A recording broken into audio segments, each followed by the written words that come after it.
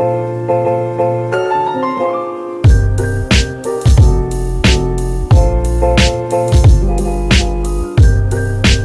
les indigos, comment ils vont? Aujourd'hui nous sommes là pour la pile à lire de printemps. Je suis quand même fière de moi parce que la plupart de ce que je vous ai proposé pour ma pile à lire, je l'ai lu. Qui dit pile à lire saisonnière dit Sébastien. Salut toi, qu'est-ce que t'as à me proposer? Alors là, il y a pas mal de choses quand même qui sont proposées, mais je suis bel et bien obligée de faire une sélection. Tout d'abord, j'ai l'une de mes clientes en librairie qui m'a proposé de lire ceci, In Love With You, de Saki Akawa chez Soleil Manga. C'est tout simplement son shoujo préféré et j'avoue que je ne sais pas encore de quoi ça parle, mais j'y reviendrai sûrement sur Instagram. Ensuite, une découverte pour moi le mois dernier, La sorcière du château au chardon, chez Akata par John Tarashin. Déjà la couve m'a donné super envie. Puis je suis grave sur un bail de sorcière en ce moment, c'est un truc de fou, genre le fantastique là il ressort. Peut-être Hogwarts Legacy, je sais pas. Donc c'est l'histoire de Mary Blackwood qui vit à Édimbourg et qui tient une boutique de magie. C'est une femme extrêmement solitaire, mais un jour l'église lui demandera de devenir la tutrice du sang de la juste indignation. Et du coup c'est l'histoire d'une femme qui ne va plus devenir solitaire et qui va devoir enseigner la magie à un pouvoir qui a l'air suprême. Une beauté fatale d'urban fantasy et également un manga unique en son genre. Je suis trop impatiente, je suis trop fan et puis rien que Mary Blackwood a vraiment trop de classe. Ensuite, effectivement, encore de la sorcellerie, mais là quelque chose de plus drôle et comique. Witch Watch par Kentashi Nohara chez Soleil Manga. Les couves, je suis trop fan. Je suis quelqu'un qui aime pas forcément les couleurs pétantes, mais là, je trouve que c'est juste trop bien amené. J'ai déjà lu le tome 1 et en fait j'ai grave envie de lire la suite. Donc en fait c'est l'histoire de Nico qui est une jeune sorcière et en fait sa mère qui est également une sorcière a vu que sa fille allait avoir un futur un peu complexe et sombre. Du coup cette même mère va faire appel à son amie d'enfance, à elle, Morihito, qui a la force surhumaine des ogres. Nico rêve elle de retrouvailles romantiques, ce que Morihito en a rien à faire et pense qu'à sa tâche. Et avec une prophétie désastreuse et une sorcière maladroite, je peux vous dire que c'est hilarant. J'ai kiffé, j'ai adoré.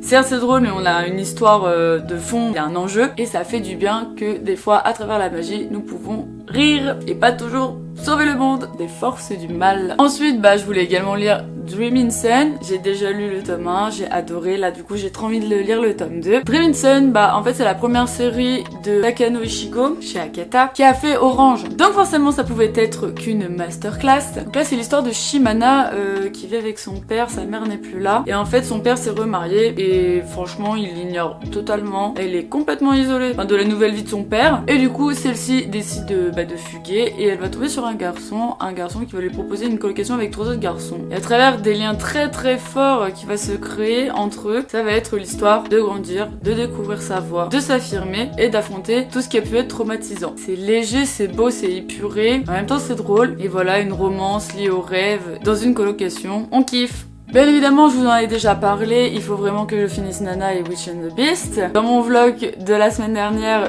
comme vous avez pu voir, je ne les ai pas lus parce que soit je tombe sur autre chose, soit j'avoue qu'il y a Hogwarts Legacy qui me ralentit. Mais surtout, quand je kiffe à mort une série, j'ai énormément de mal à la finir. Nana n'aura pas de suite, donc ça me brise le cœur d'avance. Ensuite, passons au roman parce que voilà, j'ai vraiment décidé de m'y remettre. Je suis en train de lire Cœur d'encre de Cornelia Funk chez Folio Junior, chez Gallimard. Une petite pépite, rien que la couverture, et ça fait longtemps que j'ai envie de le lire. En fait j'aime énormément le fantastique et là je sens que ça va être sublime. C'est une trilogie, nous avons après Sang d'encre et Mort d'encre, donc autant vous dire qu'au début ça fait tout beau mais je pense qu'après ça va partir en cacahuète. C'est l'histoire de Maggie qui a 12 ans et qui vit seule avec son père qui est extrêmement fan de livres, qui s'appelle Mo. Ils aiment ça plus que tout au monde, vraiment leur petite maison elle est remplie de livres. Et sauf qu'un jour, un homme mystérieux va frapper à la porte et va faire appeler à Mo qu'il y a des dangers qui rôdent autour de lui sans que Maggie, sa fille, soit au courant. Et nous on suit vraiment Maggie. Et je peux dire juste qu'on sent que Maggie n'est pas n'importe qui. Et je pense même qu'elle vient pas vraiment de notre monde, mais on verra. Parce que vraiment je suis qu'au tout début, là c'est aucun spoil. Et je sens la grande épopée fantastique de malade. Et puis même j'ai eu trop de retours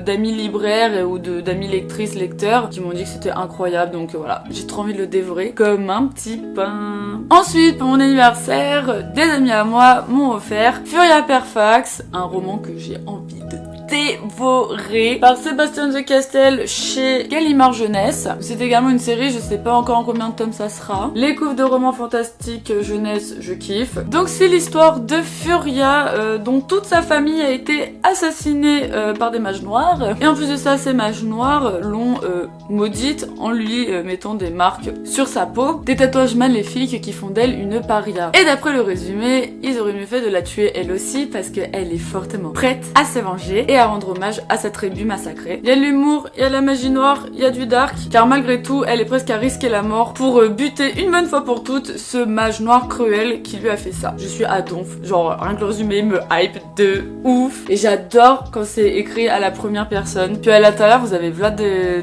dessins et tout, des illustrations. Oh, moi je vous dis, j'ai trop envie de le lire, j'en peux plus. Je suis comme une dingue. Je pense que c'est le roman là que j'ai trop envie de lire vraiment. Fait la Parfax. Ensuite, une amie à moi également pour mon anniversaire m'a offert La nuit où les étoiles se sont éteintes par Niné Gorman et Marie Alino. Sachant que Niné Gorman, j'avais lu Le Pacte des Mâts et j'ai été complètement fan. J'aime trop comme elle écrit. Là, j'espère vraiment que c'est surtout Niné qui a écrit et que Marie a coopéré à l'écriture et au déroulement, mais on verra. Autant Marie écrit aussi super bien. Chez Albin Michel, ça tombe vraiment à pic parce que là, j'ai acheté pas mal de romans ces derniers temps et c'est vraiment que du fantastique ou de la dark fantasy quoi. Et là, on est dans du réalisme qui a pas l'air très joyeux. Depuis que sa mère est en prison, Finn est au plus bas. Il tente d'oublier tout ça en allant dans les bras des fées, en essayant d'y trouver du réconfort, mais certaines rencontres vont le changer et peut-être le permettre d'évoluer, je l'espère. Et voilà, quand je lis plus sombre est le chaos, plus belle sera l'étoile, bah voilà, je sais que c'est déjà très bien écrit. Mais c'est quand même un livre qui vous prévient que ce roman aborde des sujets difficiles tels que les violences sur mineurs, la consommation de drogue et d'alcool, le suicide ainsi que la LGBT-phobie. À pas lire avant 16 ans. Mais je suis tellement impatiente de le dévorer en tout cas. Ensuite, j'ai 3 BD. J'ai trop envie de lire Fille de Lune, chez Dargo par Greta Xella. Et c'est juste l'histoire d'une jeune fille qui doit sauver sa relation avec sa mère. Et je trouve ça hyper touchant. Et juste les dessins quoi. C'est juste un objet livre sublime. Que ce soit par sa couverture, par sa tranche et même par sa 4ème de couverture. Une beauté fatale. Ensuite, je dois également lire Le Château des Animaux par Delep et Dorison chez Casterman. Offert par ma belle-sœur. C'est sa BD préférée. Je meurs envie de la lire. Et c'est une BD qui est fortement inspirée de La ferme des animaux par George Orwell. Et pareil, les dessins sont sublime. Une deuxième BD offerte par ma belle-sœur, qui n'est d'autre que Petit, par Hubert que j'aimais énormément, et Gatignolles, dans la collection Métamorphose par Soleil. Une BD mais sublime, c'est vraiment un vrai objet livre quoi. Les dessins c'est trop magnifique. Un noir prononcé avec beaucoup de relief et tout, enfin c'est trop beau. Et en fait, globalement, c'est un récit gothique sur le déterminisme familial, à quel point on peut être sous pression, et surtout quand on est le plus petit de sa famille. Et pour finir, pour le fun, je me suis mise aux plantes. J'ai acheté du coup ce petit guide Arrêtez d'assassiner vos plantes d'intérieur chez Larousse par Véronica Peerless. Et en fait il est génial parce que il est trié par plantes avec des super belles illustrations.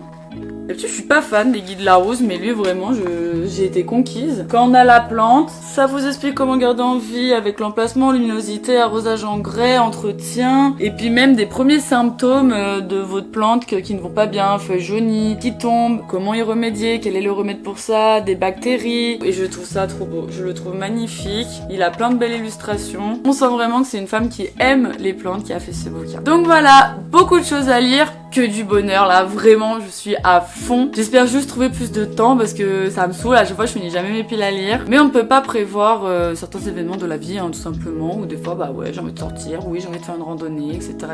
Donc bon. J'espère qu'il y a des livres qui t'a donné grave envie, vraiment je t'invite à poser un commentaire pour cela. Je t'invite à mettre un pouce sur cette vidéo, à t'abonner à ma chaîne YouTube La Page Indigo, également à mon Instagram la.page.indigo et à me suivre sur Twitch pour l'émission Indé Indigo qui a lieu une fois par mois. Prenez soin de vous, merci d'être là et je vous dis à bientôt. À pouette!